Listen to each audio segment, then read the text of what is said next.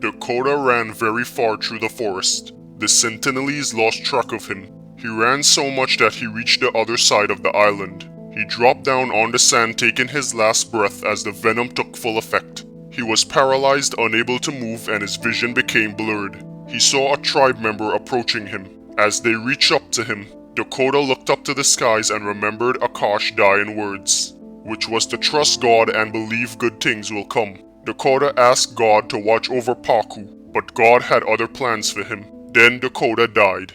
Paku sailed for a few hours away from the island and ended up in the Indian Ocean. Nothing but water was in sight for miles around. He had no idea where to go next. Paku's anxiety started to set in. He felt alone, scared, and confused, not knowing what to do.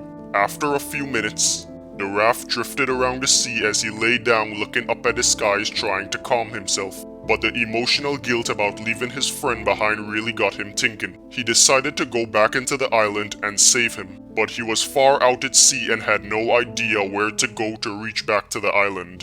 In the distance, he saw a floating object on the water. He paddled quickly towards it.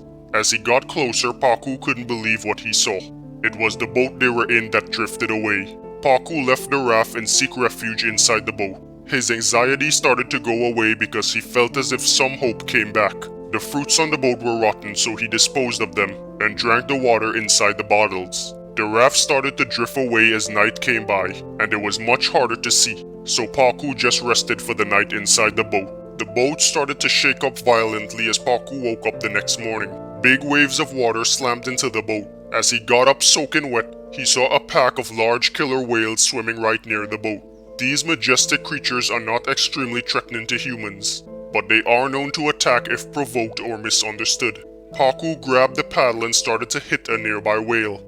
It slammed into the boat, flipping it over. Paku swam to the surface and gasped for breath. While holding his paddle, he used all his strength to flip back over the boat. He quickly climbed inside and paddled away as the whales went ahead. Paku paddled for a day or two, starving but not thirsty, since he had a lot of bottled water which they stored on the boat before they lost it. He paddled as much as he could and stayed confident. His arms hurt, but he kept going.